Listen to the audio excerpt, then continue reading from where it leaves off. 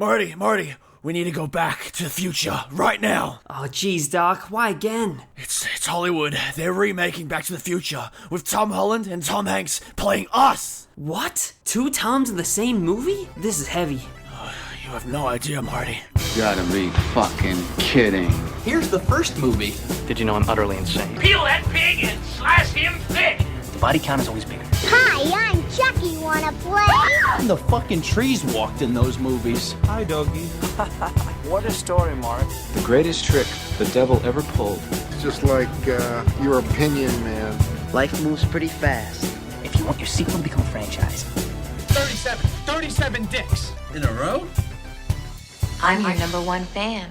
G'day, ladies and gents. Welcome back to another episode of Marathon Me with your host, Kane. And Rhys. And today, we are finally closing the doors on the DeLorean. Enough of the time travel shenanigans. We are finally closing the book on the Back to the Future franchise overview. And honestly, it's kind of sad to see it go, not gonna lie.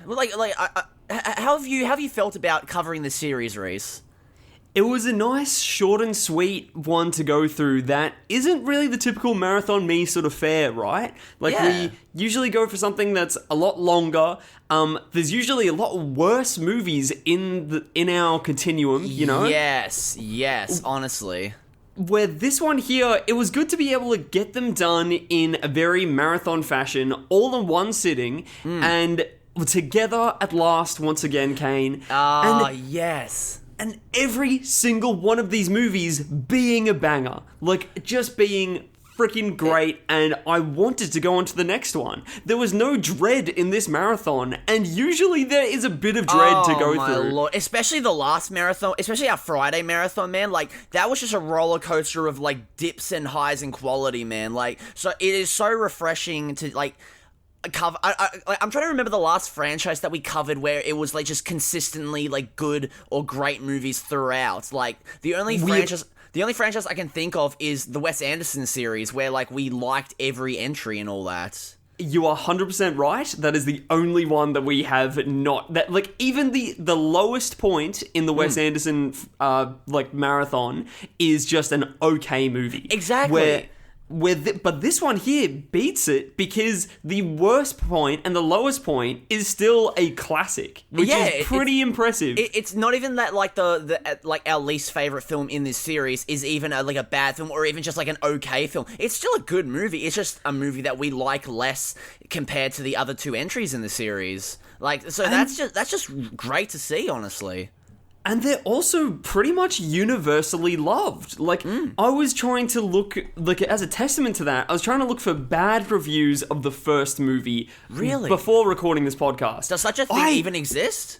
I was having difficulty finding it. Whenever I went on Letterboxd, I sorted the reviews by lowest first, and they were all just trolls. Like, none were actual serious negative reviews for the first film. So if it's difficult to find poor reviews for a film, then you know that you're in territory where it's something very special, right? Oh my lord, yeah. It's definitely like a film that is...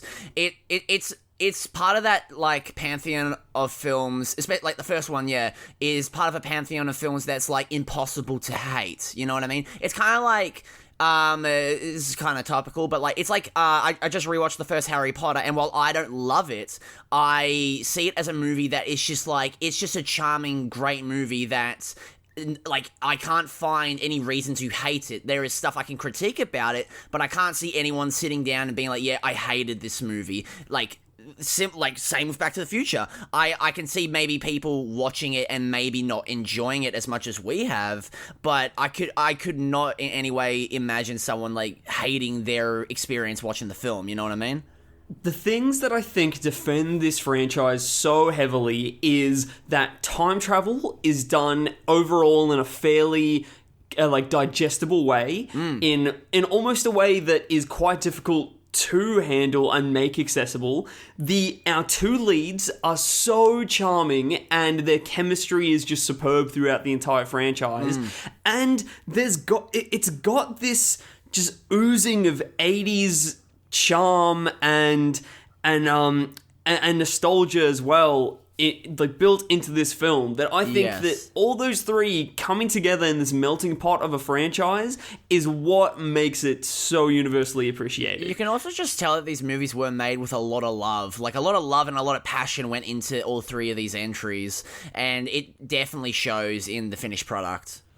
100%. And it is, even though that it is bordering on 40 years old, this franchise, like, what the hell, right? Yeah. It still feels like that it's embedded into our culture, and I wonder when that will fray away. Hopefully never, right? Yeah, Because I was gonna say, like, do you think it ever will, honestly? Like, I doubt it, to be honest.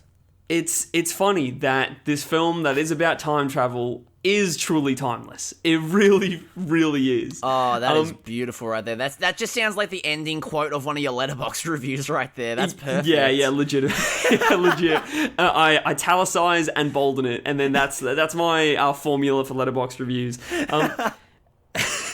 There's even when researching on this franchise, right? There's so many materials all over the internet to really dive into it and learn so much about it.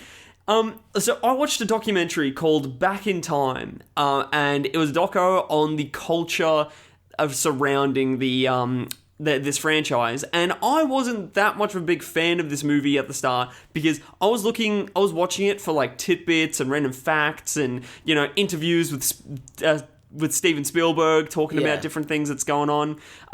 But it wasn't that, and I almost got more of an appreciation when I realized that all the people that are being interviewed in this film, most of them weren't people involved in the making of it. It was mostly people that have based their entire lives around the fandom and the culture that it has perpetrated.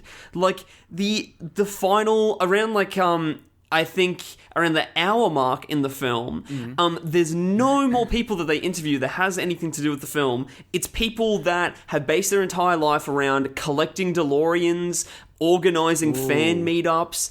Even there's some footage there of like someone proposing to their fiance or like future wife or Oh, I guess you propose to your girlfriend who then becomes your fiance. I think that's how it works. Yeah. Proposing, I think that's how marriage works. I think. Look, we're eligible bachelors. We don't know how the whole marriage fiance stuff works and all that. We're just spitballing here. Yeah, this is just a creative concept in our minds. But this person proposes to their girlfriend at a convention and then has like a Back to the Future themed wedding and all this sort of stuff. Oh, that is so fucking cool. It is pretty nerdy, but it shows how meaningful this franchise is to people. Oh my and that's Lord, a pretty yeah. beautiful thing, right? You know what's great about like this like fan base and all that is that from what I've seen, it does not look like the type of fan base that most typical. It doesn't look like the typical kind of like sci-fi movie fan base. Like for example, your Star Wars. The fan base, for the most part, there are good people in that fan base, but for the most part, half the fan base. Hear me out here. I'm alienating a lot of listeners right now. Just no. But like, I'm sure listeners will understand that there are some Star Wars fans that are just fucking absolutely mental. You know what I mean? Like just the most like toxic people in terms of like in terms of like, you know, like. If something comes out they don't like, they won't just be like, "Oh, this is a film I don't like." They will hound on it. They will hound on the cast, the crew, anyone that likes the movie, any defenders. Like it's just like a lot of fandoms I notice they have their fair share of toxic members and all that, like their toxic side and all that. With Back to the Future though, I just I feel like that this is a franchise that like doesn't really have that, you know, unless there's like an underground like Reddit 4chan community where it's like just like the most evil people are like big Back to the Future fans and they're just watching it for the Lorraine and Marty McFly lovemaking scene. I guess Sigmund These Freud Freudian freaks out there. Yeah, I guess Sigmund Freud would be the moderator in that Reddit page. But no, like I'm kind of what's it called? I'm kind of tripping over my words a little bit, but do you kind of get what I mean? Do you kind of get what I'm saying, Rhys? I get what you mean. I feel like it's something that almost most human beings can unite on this front of loving this franchise. Yes, definitely. Down to the point that, like, like the universality of its appeal can be extended to Prince Charles and Lady Diana were like present for the premiere of this film. Like, oh wow, this is something that like that anyone on the totem pole is able to enjoy this and get something out of it, including the royals. Like it doesn't stop there. My word, do you think do you think Lizzie was a fan of Back to the Future? Oh, I think she would have if hoverboards were a thing, then she would be riding one. Oh, she's probably riding one right now beyond the grave. God. But she's riding one beyond the grave. We're gonna have to get Marty McFly from Frighteners to take care of her. Yeah. Where was her She's cameo? Haunting the fucking palace. Yeah, where's her They should have her cameo in Frighteners Part 2. Come on, Peter Jackson. I know you want to make it. Just make it 3 hours long. I don't care. Makes a whole Frighteners trilogy. I think that, speaking of trilogies though, I think that it's time that we talk about this franchise. No, not talk about this franchise. Rank the franchise. Wait, mate, Rhys, we've already talked about this franchise. Yeah. And we have the same ranking. So I think that definitely. Instead of individually doing it, let's announce it one by one. Yeah, I agree. Kane, do you want to tell us what our last place, least favourite Back to the Future film is? Of course, I'd love to. Last place, but still not a bad movie, is Back to the Future Part 2. Now, like we've stated earlier, and I can't say this enough, we still like this movie. It's still a really fun time, but it is, like, I think the worst aspect about it is that due to the first one being, you know, like, it's a simple film with a very, like, a concept that could be made complicated but simplified where all audiences can understand, enjoy it, and, you know, not think too hard about it. The problem with Back to the Future Part 2 is that they do a little bit too much with the time travel concept. There's too many timelines, there's too many, like, different story threads that are being introduced that do get wrapped up pretty in a satisfactory way later on in this film and the subsequent entry Part 3, but as a viewing experience, like, on its own, it's just too much, and a lot of it, especially in the third act, is a bit of been there, done that syndrome, which can kind of which hindered our enjoyment of the film, especially because we just watched the first one, like, not even an hour beforehand, so we knew what was going on, because, you know, Marty travels back to 1955, reliving the climax of the first movie, and we're just like, alright, this is fun, but we've seen this before. Can we get something a little bit different? And we kind of do, because we get, like, you know, different perspectives of the same scenes from the first movie, but it's just, it's not as gripping or as tense as, say, the climax in Part 1, or even Part 3, for example, you know? Yeah, on that note, there's a lot of, I think one of the probably widest criticisms of a lot of sequels or requels or reboots is just like, we've seen this before. Yeah. Come on, what are you like, this is just too reminiscent of the original, where this one directly lifts scenes from the original, and it's like, oh, you guys liked it the first time, so let's just do exactly that again, and feed you that again. But I think that, like, it's pretty much what you've said already, but I think that this is the messiest of the three films. Yes. And that's what makes me go the most, sort of repelled by it the most, because the others are just so clean. And it's also, with it being so messy, it's the most redundant, because we mentioned this in the Part 2 episode, you don't have to travel into the future to fix anything, because the future will eventually happen. It is, so the entire conflict of this entire movie is, it didn't need to be there. It didn't need to. It's the only defense that I have for that is that potentially it's showing Doc Brown's cockiness almost to being in control of time. But I feel like that is us grasping at straws and trying to defend this film without the actual filmmakers having that as an intention. Yeah, definitely. And we know this from the fact that the concept of them going into the future was already preempted and pre-decided before they knew what they were going to do there, because of that ending of the first film and them not knowing that they were going to make a next movie. And then that's reflected too in Jennifer just having to be thrown away. Like, that's another symbol of the messiness of this film, right? Just chucked on the porch, just passed out, drugged up by Doc Brown with these weird future roofies. Just left on the porch in alternate 1985. Alternate 1985 where crime is rampant. Biff, it looks like Donald Trump. Yeah, just leave her on the porch. She'll be fine. Don't worry about it. It's all good. Yeah. Completely. And then to just cap it all off, you're left with blue balls to the entire film at the end. When there isn't that, it did make me so excited for the next film. But if I had to wait like a year for the next film, I would have been so upset, right? Oh yeah, no, I can imagine. No, I'd be the same, honestly. Like, I feel like this film is great to watch in, like, you know, in the context of the trilogy. Like, you put this on obviously when you're watching the trilogy, but like, this is definitely the entry in the series that, like, I doubt I would really come back to watch on its own. You know what I mean? I could easily watch the first one on its own. I could even watch part 3 on its own, but this one I don't really see myself coming back, like, as much, I guess, you know what I mean? Like I would gladly watch it, but it's the one that it would not come to mind if I wanted to, like, watch one of the movies in the trilogy, you know? Yeah, completely.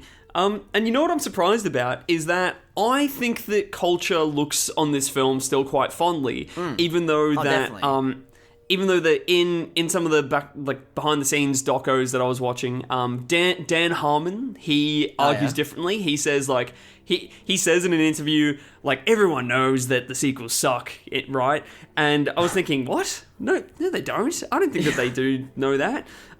But surprisingly, I was very shocked by the Rotten Tomatoes score for this movie. Oh yeah. Kane, What do you think the Rotten Tomatoes score of Back to the Future Part 2 is? Oh jeez. I want to say, because I don't think this is a rotten film. I want to say, like, maybe, like, I'm gonna take a wild Also, this guess. is critics, by the way. Yeah. Okay. I'm gonna say, like, maybe 70. Very close. It's 63%. Are you serious?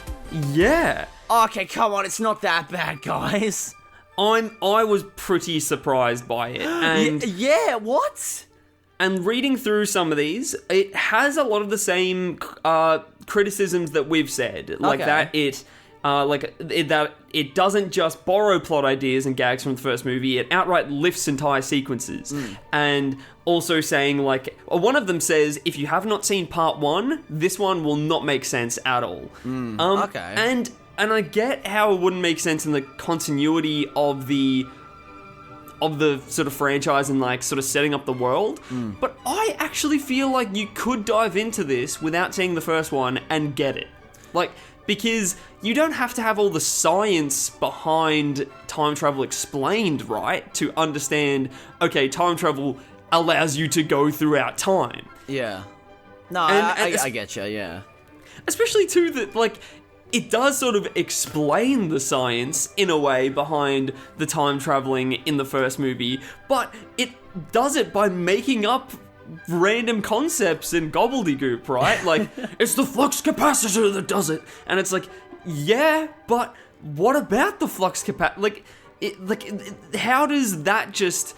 Oh, yep, we've explained it. It's this box that makes it happen. No way that anyone's going to watch the second film without seeing the first one and go, but what's making the time machine work? And then someone's like, oh, the flux capacitor. And they're like, oh, okay, I get it now. Yeah. I do agree that, while I feel like you would still be maybe a little bit lost in terms of, like, you know, some story threads and characters and all that have more importance in this movie compared to the first. Like, say, like, you know, like your Biffs and your, your Biffs and, you know, because, like, you know, you got the spotlight in this movie, but, like, you could still sit down and watch this and enjoy it and get it, but, like, do you know anyone that's gonna be sitting down and be like, you know what, I've never seen any of the Back to the Future movies, I'm gonna watch part 2. Yeah, totally. I think people would, though, for the hoverboard, you know? Like, yeah, true. You know, people, especially maybe back in, like, 2015, a lot of, like, influencers and, like, that whole culture would be like, oh, you know, maybe you haven't seen the Back to the Future movies, but we'll watch part 2 just for the 2015 segment, because, like, 2015? That's the future. That's the year that we're in right now. But our 2015 doesn't look like this. Where are our hoverboards? We got, the closest we got is those god-awful, those segways without the handle. That's the closest we got. Yes. Do you mind if I move on to our number 2 spot? Yes, please, by all means. So, right in the middle, and our second favourite and second least favourite at the same time, goes to Back to the Future Part 3. Oh my god, this was always my least favourite as a kid because I didn't like westerns and I was bored by the romance, but watching this now, great use of genre, great experimentation with the style, and especially, I think that I can speak for both of us here, the best sort of exploration of like changing dynamics between Doc Brown and Marty. Yes, wholeheartedly so. Yes, I agree. Like, that is definitely my favorite aspect of this movie, is the changing dynamics of both of them, with Marty being the more kind of level-headed one this time around, after 2 movies of him being, bit, cocky, bit arrogant, like a bit of a fool. And then with this one, he's the one trying to keep Doc on the reins, as Doc ends up, giving into his more impulsive, more erratic side and falling in love, which is great because Doc was only like, a funny comic relief, quirky mad scientist character in the first 2 movies. So giving him an actual character arc and giving him some actual range and depth, that is like, that was like watching that unfold. I adored it so much. That's my favorite aspect about this movie, and I'm assuming it is for you as well. 100%, because the entire franchise, we sort of see Marty almost coming to terms with that, having more power.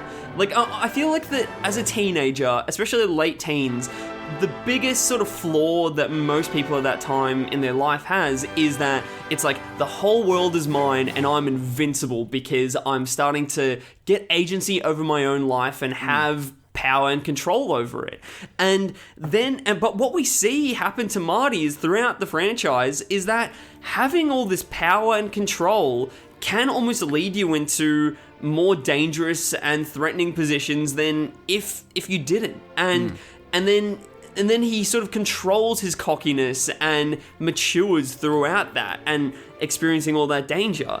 And then in the background, Doc Brown is where we don't really see what sort of conflicts or lessons he's learning, but then by the third one, he has almost adopted that and gone back to these sort of teenage roots of himself, where it's like, I have power again, and this power is getting him into sticky situations. And like, he has almost dematured when Marty is just maturing. It's awesome. It's such a good way to make the characters dynamic, right? Oh, definitely. As in, like, that you really do see them change, and then ultimately it sort of shows that the threat is worth it at a certain point, and then it's a great cap off to the entire franchise. Oh my lord, yes. Like, it's so good, like coming back to this movie, that, like, I was the same. This was always my least favorite as a kid because, I didn't like westerns either, but coming back to this and just seeing that, like, this film, like, is not only like a fun time travel movie, but it's a time travel western piece and all that, but it's also just a great almost character study on these 2 characters. Like, this is definitely like the most development that we get with these characters because, of their changing dynamics, especially with Doc. And it's also, I just love that this film, with the second one being so chaotic and all over the place in terms of its storylines and timelines and all that, with this film being in one setting and just, it really just allows itself to just take its time with the characters, with the story, with the romance. Like, I love that this film just is like, one could say that maybe it's boring, maybe it's slow, but I love that about this movie because I feel like we needed that after the first 2 movies being so, like, chaotic and full of energy. So it's nice to just get, like, a little bit of downtime with these characters, especially because it's the last film in the franchise. So it's nice to just, like, spend a great deal of the movie just chilling with them in the Wild West. it has a lot of intimate moments, right? Where they're not afraid to slow it down and give you a really good character moment. Yeah. And I feel like because there are scenes like that, like I remember as a kid, I used to always just like, I would lose it. Like, as in, my attention would get lost whenever the party would happen around middle of the film, end of second act sort of thing, where the hoedown happens, because it is fairly quiet, even though that there is a little bit of like a conflict in it with Biff, but it isn't overly loud, and that is intentional to give us almost this that's almost like a climax of showing us how much Marty and Doc mean to one another. It's when the photo happens, it's when the photo gets taken of them both together that Marty like holds dear with him for the rest of his life. And I would always lose attention there, but rewatching it this time, it is so essential for these characters. And because there are a lot of these sort of quieter moments, I feel like people forget the really over-the-top, amazing set pieces that are in this film. Oh, my lord, yeah. Like, of course, the train scene at the end, and also the duel at high noon, but I would say my favorite in this movie is them going back in time at the drive-in, as they're driving towards the drive-in screen, and then the painting, the mural turns into real life, and they're there, like, the contrast and the juxtaposition between the two styles of like the almost like retro-futuristic look of the 80s time machine car, and then the Native Americans. It's so good. It got us so hyped up when we were watching that like together. Oh my lord. And I'm getting hyped up just thinking about that scene now. Oh my lord, so fucking cool. And oh my god. Marty McFly, not even Marty McFly, Michael J. Fox has to run away from a real-life bear in this moment. Insanity. And people say that this is boring?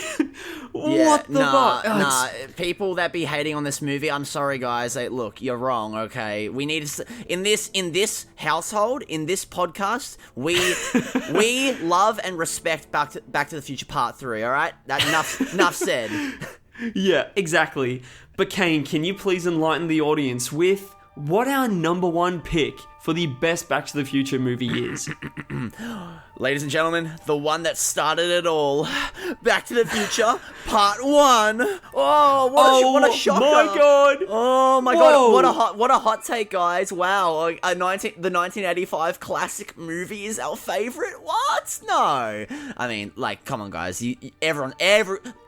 Before, like, people listening to the first episode 5 minutes in, they knew that the first one was going to be number one. Like, come on. There was no question at all.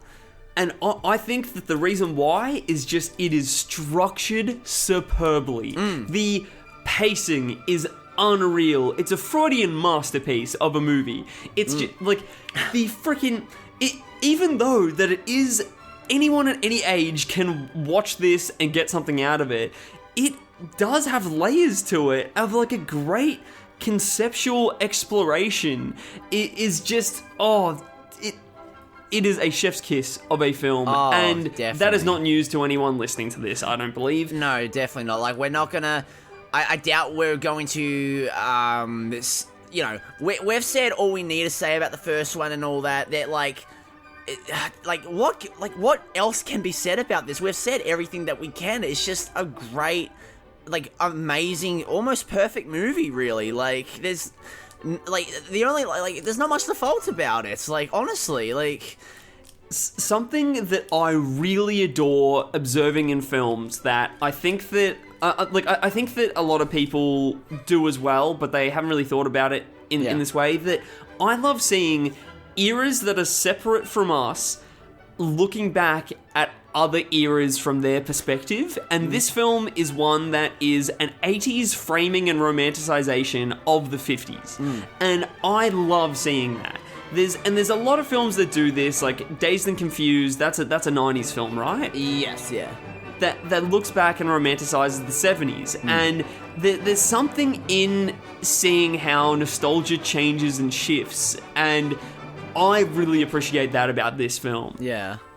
And like it, And obviously, it all is about that third act, I feel, where it just balances so many elements at once. Well, like, there's so many conflicts going on, so many different threats that Marty has to take on, as well as Doc Brown making sure as well that they can get back to the future. It is so tense and fulfilling, and when Marty does succeed, and and George and Lorraine, they get to come back, like, they do get their climax together and get their great kiss. You feel it. Oh, it my pierces lord, your yes. heart. Like, the third act, despite the fact that, like, you know, you go into this movie, everyone knows, like, how this movie ends, everyone knows, like, you know, all the climactic beats of the third act. It doesn't change the fact that it is still, like, just it is gripping, it is tense, it is just, it gets you, we know what happens, but watching it and talking about it, it still gets us excited and just amped up even now, because it's just that effective of a closing act of a film. Like, it's just that good. That's the magic and power of filmmaking, right? When you already know what happens, but all the different technical elements can come together, and when it is replicated in front of you once again, it still teleports you to this place. That's something special. Lord. Yes, it's like as if you've watched the movie for the first time again. You get that same feeling. It's amazing. Like, there's not, like, I feel like there's not there are a few films that, like, you know, I'm sure, like, for us personally, that we get that feeling, but a lot of the times, you know, you'll rewatch a movie and you won't get the same energy that you get in the third act that you get, say, in Back to the Future. Like, do you have a film that, like, you can watch and still get, like, amped up and, like, tense during their third act? A film that I rewatched again recently that I think I was telling you over the phone could not be more different to Back to the Future. Yeah. But I do have those certain films, like Mandy, for me. Of course, yeah. Is like one that every time that I watch it, I find something else to appreciate from it, and it does get me and teleport me to that place. Yeah. But also, I know very much that when watching that, again, rewatching it, I went, you know, this, though, is made specifically for me to be able to do this. And I know that most people watching this will not get the same effect. Oh, my lord. You know what I really want to do next time watching this film? Yeah. I want to watch this in a cinema space. I desperately want to do that and have this communal watching experience, because I feel like everyone will be in the same location and state of mind. True. And that's something that I really, really want to get back to. Director Panos Cosmatos. You should maybe hit up Rhys. He's the #1 Mandy fan. I don't know. I am #1 Mandy fan. Mandy fan. You've gone from #1 Wes Anderson fan, crowned by Cinema Nova, to being crowned #1 Mandy fan by Kane Murcott. By Kane Murcott, co-host of Marathon Me. Congratulations. I can write that in my bio, exactly. I can credit it to just Marathon Me. Yes, beautiful. But I have a question for you, though, Kane. Yeah. This is going to be a very hard question.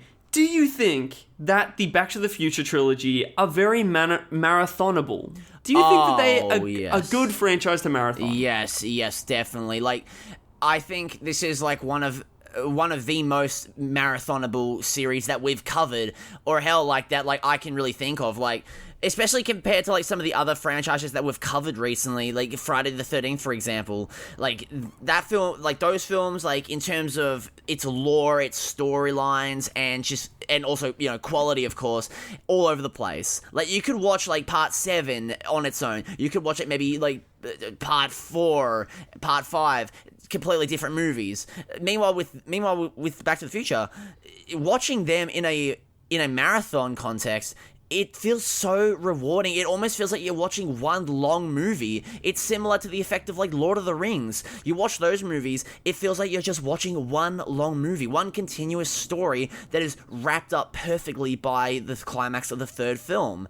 And I love that about this movie. Like, especially because, you know, like, especially like watching it with you after like, you know, watching a bunch of Friday the 13th movies on my own, especially like the really bad ones, felt a lot more rewarding this time around. Like actually watching like a proper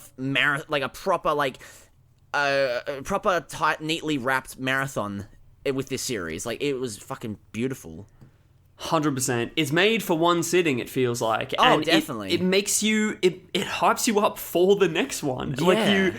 Like, you would feel like you're giving yourself blue balls by not continuing on. Yeah, and if I watch the first movie, I'm gonna be putting on part 2, and then I have to put on part 3. Like, I have to do it. And I think what's also great is that with the films, they kind of, you know, they have little tiny shifts in tone, but because it's like the same crew, same cast, same directors and all that, it feels like, you know, one clean, concise vision. Meanwhile, something like, because I've been marathoning the Harry Potter films, I just finished Prisoner of Azkaban, but because, like, you know, it's multiple directors for the whole series, you definitely see like different changes in terms of visual style and story tone and and all that stuff. And you know, I'm not complaining, but you know, you definitely feel it, and it can kind of take you out of the series a little bit. It can make you give you a bit of like tonal whiplash. You watch part 2, you know, nice fun kids movie, Christopher Columbus, you know,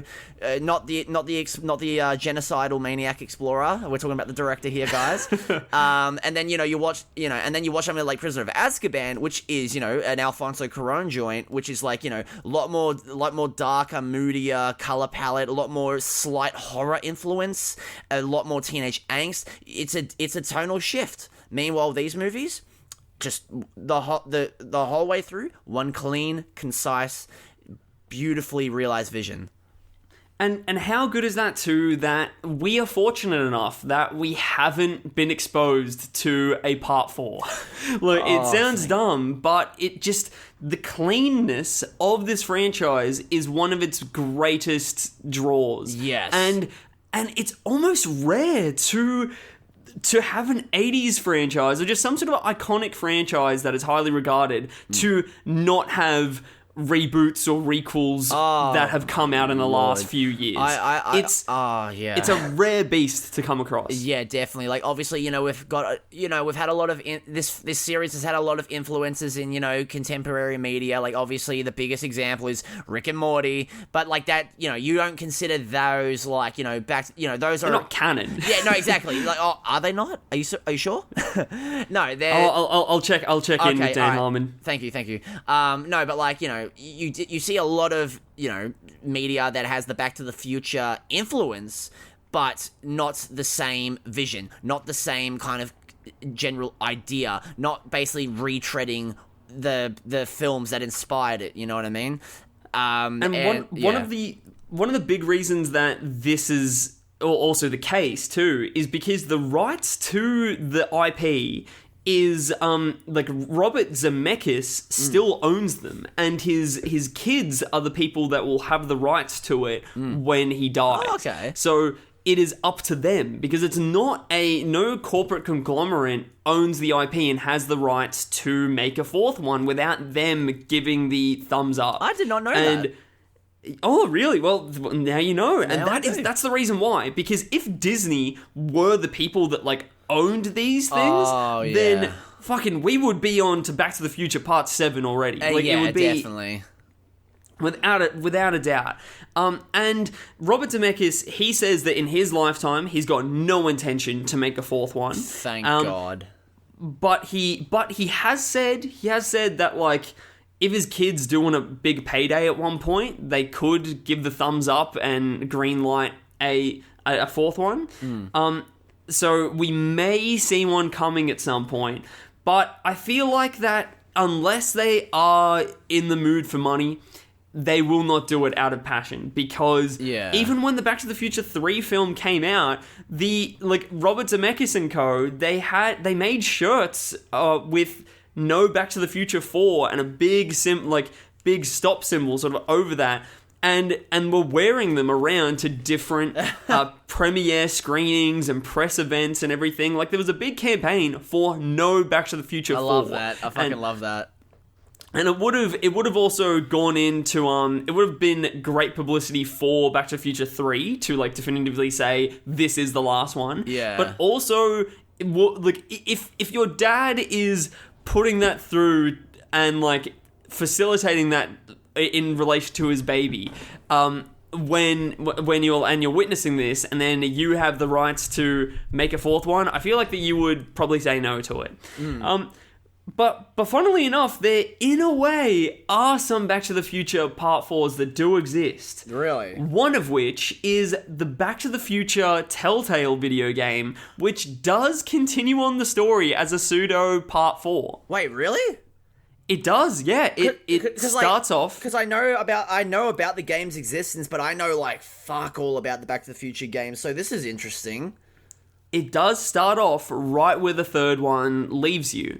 Okay. And it does a very similar thing, though, of sort of like like the time travel element is used to backtrack to the past sort of movies and explore those realms.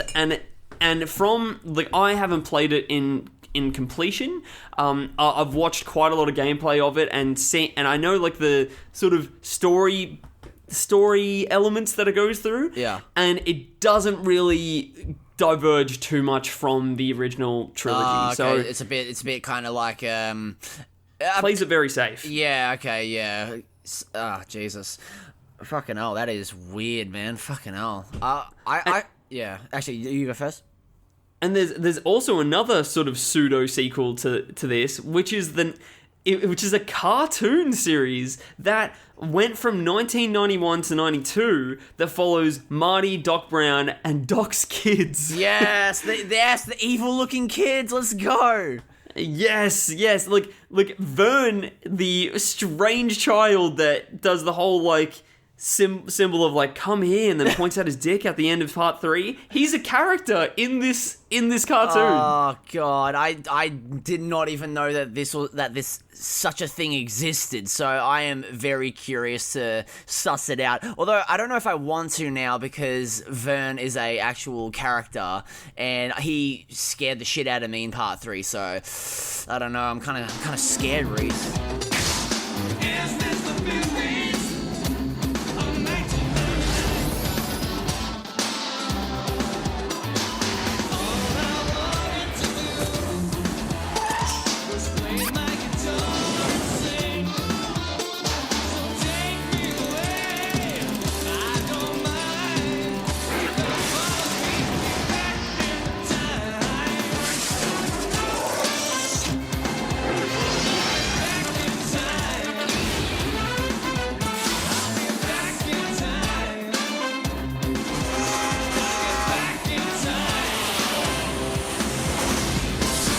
It is apparently Vern because he's the youngest of the kids. He's like the most sort of like rambunctious of them, and he is usually the catalyst of all the conflicts in the episodes. Oh, even worse. And not only is he scary, but he's a fucking liability. There is an episode of this series where Vern goes back in time by himself to his own birth. And then and then is there delivering himself as Clara is giving birth to him. What? How weird is this? And this is a kid's Saturday morning cartoon, you said? Yep, it is. Because of something that Vern does. Doc Brown is busy doing something when Clara is in labor and they don't make it to the doctor, so they're just giving birth in the house, and Vern delivers himself. That is fucking bizarre, bro. That does not sound like some Saturday morning cartoon shit. That sounds like some like weird, I don't know, like some like stuff. Rule 34. Oh, I was gonna say this sounds like something that like you'd see in like a David Lynch film or like some like weird bizarro art piece or whatever. Like when you make eye contact with yourself as a baby as you come out of the womb, and then some sort of psychedelic strange thing occurs to your consciousness. Yeah, what the head explodes. The actual fuck is this, bro? It is, yeah. It is very, very strange. But, I need to watch this. I need to watch that episode now. Well, Thomas F. Wilson, the person that plays all the Biff and Biff family members throughout the trilogy, he returns to voice his Biff counterparts in all these different eras that they explore. Yeah, I know, right? And also, like, even though that, so good old Doc Brown is like Christopher Lloyd is credited as Doc Brown in this, but he doesn't voice himself. He's only there for like the live action opening of the show. Oh yeah, okay. But he's still credited. Like, it's a good workaround, right? Like you have him for one afternoon at the lot wherever you're filming this thing, and then in the credits can say Doc Brown played by Christopher Lloyd. I mean, hey, the kids aren't gonna know that it's the kids probably won't know that it's not Christopher Lloyd voicing him, so might as well might as well just trick him and all that, do a little bit of trolling. Yep, exactly. And also it's have you heard of this cartoon before right now, Kane? No. Like I assumed that there probably were like Saturday morning cartoons of Back to the Future, but no, I haven't even seen like what the animation looks like. Like I was not aware of this. Well, it's a pretty important important piece of history for Saturday morning cartoons, not for its existence, really, of just like it as a product, but there were some segments, like live action segments, of a young Bill Nye the Science Guy that were performing different science experiments for the audience, and this was Bill Nye's first TV appearance as Bill Nye the Science Guy. What? Technically, the Bill Nye the Science Guy TV show is a spin-off of the Back to the Future Saturday morning cartoon. Oh, my lord. Oh, my God. What? Yeah, isn't that fascinating? That is actually mind-blowing. What the actual hell? Yeah, it is weird, man. Bill Nye the Science Guy is technically canon in the Back to the Future universe. Yeah, you're right. Do you think him and Doc would? Do you think if they make a fourth movie, they'll get Bill Nye the Science Guy to be like a rival to Doc Brown? Oh, maybe. I feel like Christopher Lloyd, in every interview where they've been like, "Would you do a part 4?" He's always said yes. Like, give me the script and I will do it. I will be there. But unfortunately, Michael J. Fox probably will not be on the same page because he has outwardly said that he retired from acting in 2021. And, damn! I thought he retired like long ago. I didn't know it was just kind of recently. He's made sort of appearances here and there. Right. Okay. And he has said as well that like the documentary, still a Michael J. Fox movie, is his final movie. Okay. That's one of the big sort of things that he has come out and said. You know what? Good on him. He's had a long career and he deserves to, just kick back and relax. Oh, exactly. Like he's definitely left a legacy. Oh, and my lord, yeah. As we've explored too, by watching some of his other films, that he has a lot of talent. Like he really does. Oh my god, yes, he does. And it is really a tragedy for, of course, himself on a personal level, but also on an industry level as well, that he did get Parkinson's disorder so early on in his career and life that halted him from doing anything too big. After a certain point, like one of his most recent actual feature film sort of roles that he was in was this. There's this film in 2002 called Interstate 60 that's a James Marsden road trip film. Oh, I saw your review for this. All right. I think I may have already mentioned it, but Gary Oldman plays a castrated leprechaun in it. And it is so fucking strange. And this being 2002, like Michael J. Fox already is like his Parkinson's has already taken quite an effect on him, and he's just there for this cold open where he gets like hit by a car and killed off in like the first 5 minutes of the movie. Jesus Christ! And I watched this entire terrible film for this cold open with him. It was a big waste of time. But like you can even see in a lot of his sort of later film roles that they get him to try and keep his hands busy and move as much as he possibly can to disguise the Parkinson's. Really? Okay. Yeah. And I think even in The Frighteners, there's a lot of that going on, even because that's 1996. When was he diagnosed? Was it? I'm assuming early 90s. It was. I think like around the early mid 90s. Okay. Yeah. Right. And I really, really do recommend for anyone listening to watch the Still a Michael J. Fox movie documentary, because it is a fantastically done doco that utilizes a lot of footage from his films to tell his story.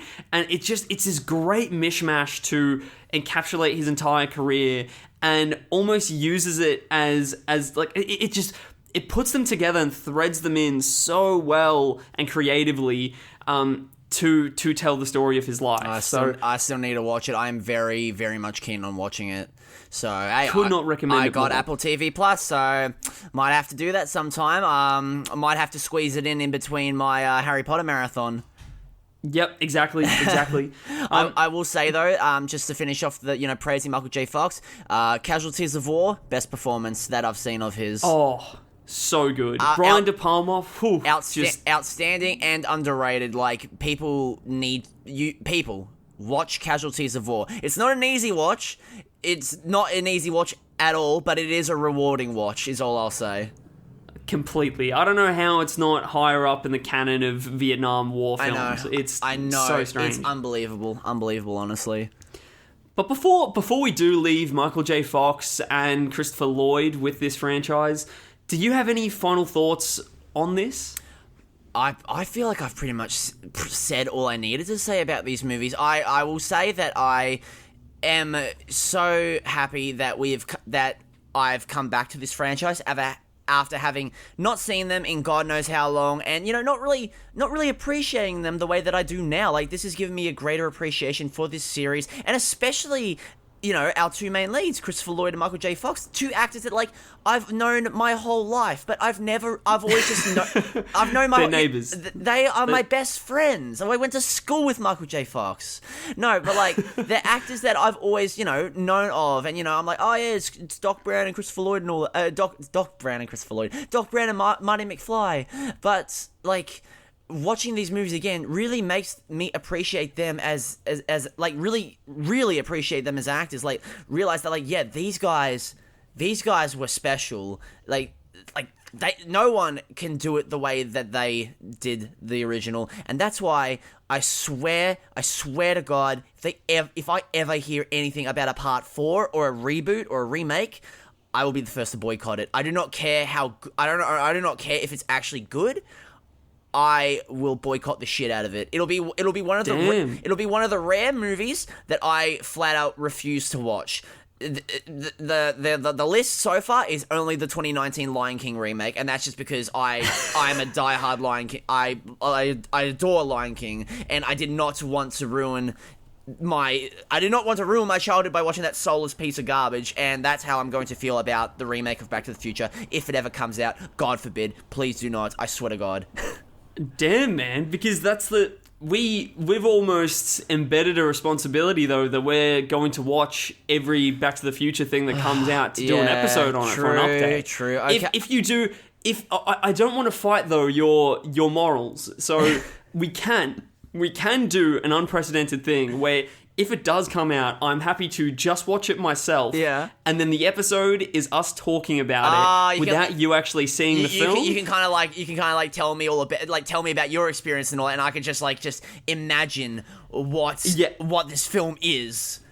Exactly. You come out and you're like, it is the greatest film of all time. It shits all over the original trilogy, and I'm like, well, I don't care. I don't care if it's the second coming of Christ. I'm not watching it.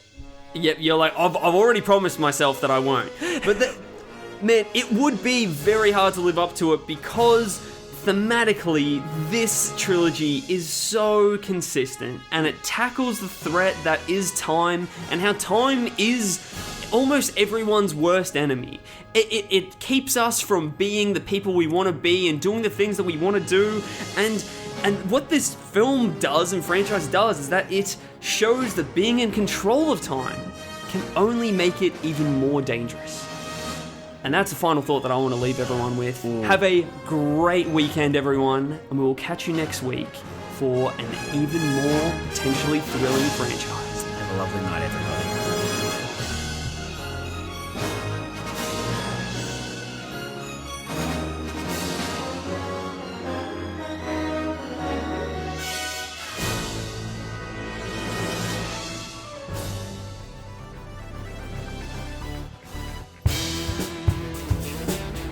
And don't forget to check out our Facebook page at MarathonMeOfficial, all one word, and our Instagram, MarathonMe_official, to keep up to date on the podcast. And hey, if you want to get into contact with us, email us at marathonmepodc, yes, the letter C, @gmail.com.